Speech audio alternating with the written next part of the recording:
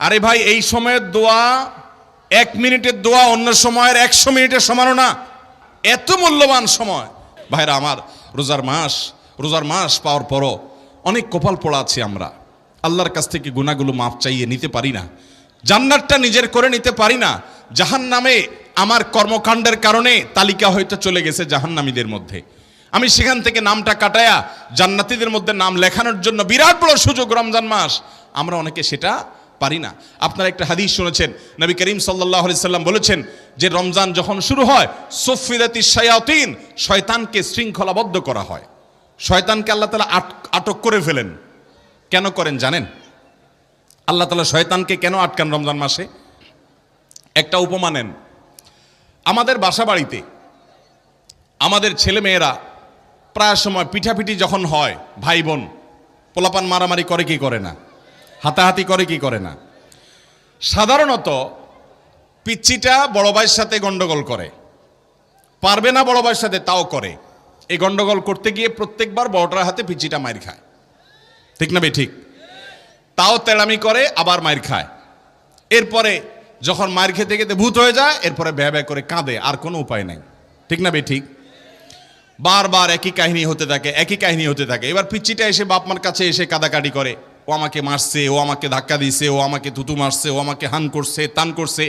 যখন কানটা জ্বালাফালা করে ফেলে, বাপ মারও মায়া হয় যে হায় রে, ও তো বড়টার সাথে পারে না, সবসময় বড়টা ওকে কুপকাত করে ফেলে, পরাস্ত করে ফেলে।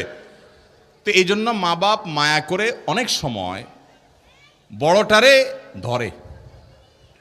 বড়টারে মা বাপ কি করে?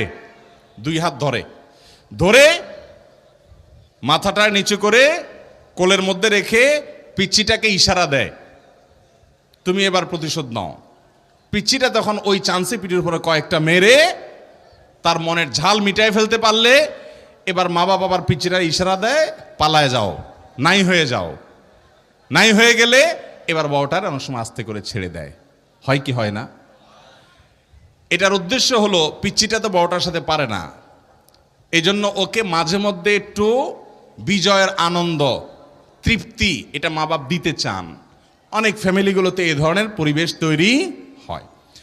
আমাদের মধ্যে মানুষ এবং ইবলিস জন্ম কার আগে? শয়তানের জন্ম আগে না মানুষের জন্ম আগে? তাহলে শয়তান বড় আর আমরা ছোট।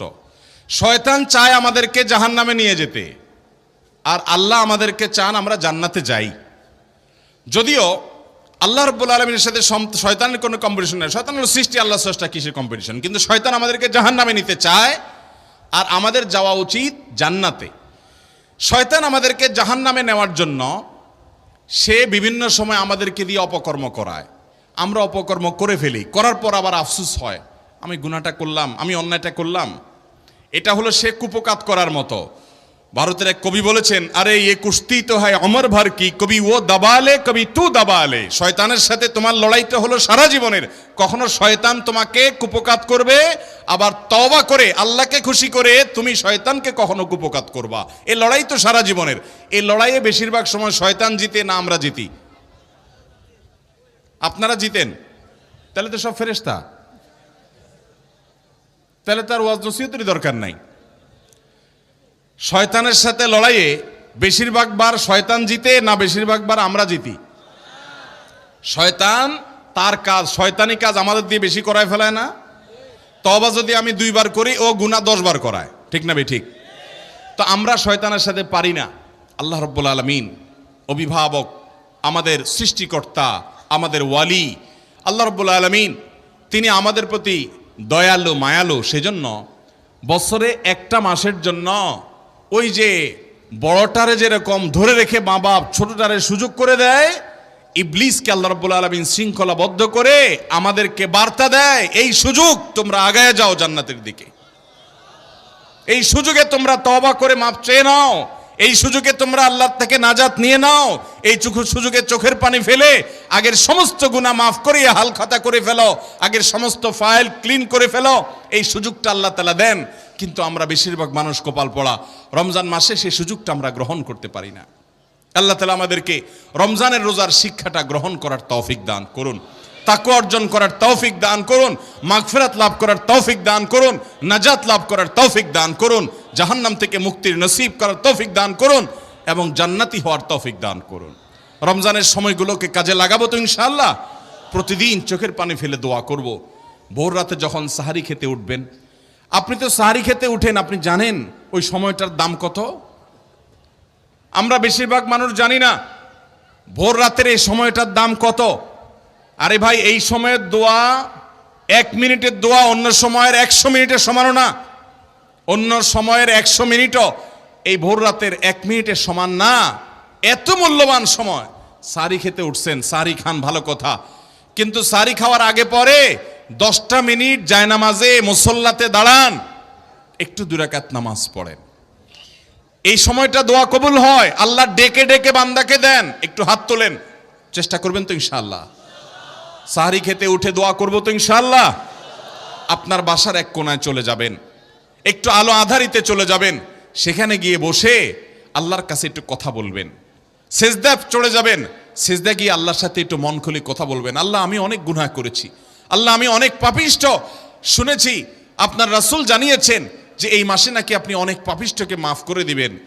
আল্লাহ, আপনি নাকি অনেক জাহান্নামে যাদের নাম চলে গেছে জাহান্নামী তালিকাভুক্ত, তাদেরকে মুক্ত করে জান্নাত দিয়ে দিবেন, আপনি নাকি ওয়াদা করেছেন। আল্লাহ, আমাকে একটু তাদের মধ্যে শামিল করে দেন। আল্লাহ, আপনি দিলে আপনার কোনো অভাব হবে না। আল্লাহর সাথে একটু কথা বলা, মুনাজাত করা ভোর রাতে করার চেষ্টা করবো তো ইনশাআল্লাহ। কোনায় চলে যাবেন, সাহারিটা আগে আগে খেয়ে শেষ করবেন, আজানের এখনো 15 মিনিট বাকি। চলে যান এক কোনায়, উজু করে দাঁড়ায় যান 2 রাকাত নামাজে, চলে যান সিজদায়, একটু দোয়া করেন। নিরিবিলি জায়গা যদি বাসায় না থাকে, ছাদে চলে যান, মসজিদে আগে চলে যান, এক কোনায় চলে যান। এই সময়ের 10টা মিনিট অন্য সময়ের ঘন্টার চাইতে মূল্যবান। চেষ্টা করবো তো ইনশাআল্লাহ। ভাইরা আমার, সিয়াম আমাদেরকে হারাম ছাড়ার প্রশিক্ষণ দেয়। সিয়াম আমাদেরকে বলে তোমার যা মনে চায় তা করতে পারবা না। অনেক অবৈধ কাজ করার সুযোগ আসে, তোমার মনেও চায়, কিন্তু করা যাবে না। কারণ যে তুমি রোজা রয়েছো, রোজা রেখে তুমি ট্রেনিং নিয়েছো যে পানি থাকলেই পান করা যাবে না, খাদ্য থাকলেই খাওয়া যাবে না, ক্ষুধা থাকলেই খাওয়া যাবে না, আল্লাহর ভয়ে বেঁচে থাকতে হবে। এই বিষয়টাকে সামগ্রিক জীবনে অ্যাপ্লাই যেন করি, সেই শিক্ষাটাই রমজানের রোজা আমাদেরকে দেয়। আল্লাহ আমাদেরকে সেই শিক্ষা গ্রহণ করার তৌফিক দান করুন। ভাইরা আমার, রোজাকে যদি আপনি এক কথায় বুঝতে চান, এক কথায় যদি বলি রোজা কি, তাহলে আপনি বলতে পারেন রোজা বলা হয় সবরের নাম। রোজা কিসের নাম ভাই? সবরের নাম। ওই যে ক্ষুধা আছে, খাবারও আছে, তৃষ্ণা আছে, পানিও আছে, তারপরও খাচ্ছেন না, এর নাম সবর। এর নাম কি? ধৈর্য ধারণ করা, নিজেকে নিয়ন্ত্রণ করতে শিখা। আমাদের যুবকদেরকে উচ্ছৃঙ্খল হওয়ার জন্য হাজারটা আয়োজন ভোগবাদী এই সমাজে আছে। ইসলাম শুধু বলে ভোগ নয়, ত্যাগ করতে শিখো, কন্ট্রোল করতে শিখো, নিয়ন্ত্রণ করতে শিখো নিজেকে। যেখানে সেখানে ডাইরেক্ট হয়ে যাওয়া নয়, নিজেকে আটকে রাখা, নিয়ন্ত্রণ করা, সবর করা। সবর মানে শুধু বিপদে ধৈর্য ধারণ করার নামই সবর নয়। সবর মানে নিজেকে যে কোনো কাজে আবদ্ধ করে ফেলা, এটা হলো সবর। ভাইরা আমার, জীবনের সাফল্য, আখিরাতের সাফল্য তো বটে, দুনিয়ার সাফল্য সবর ছাড়া কোনোদিন সম্ভব হতে পারে। একজন ছাত্র, তার পড়ালেখা করতে ভালো লাগে না, পড়ায় মন বসে না, তার মনে চায় শুধু ফেসবুক টিপতে, আছে না নাই?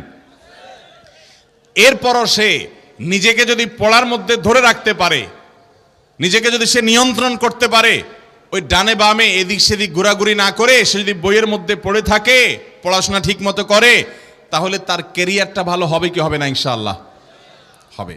তাহলে সবর করলে তার জন্য ভালো কিছু অপেক্ষা করে। একজন মানুষ ব্যবসা শুরু করেছে, সে ব্যবসা করতে গিয়ে যদি ধৈর্য ধারণ করতে পারে, তাহলে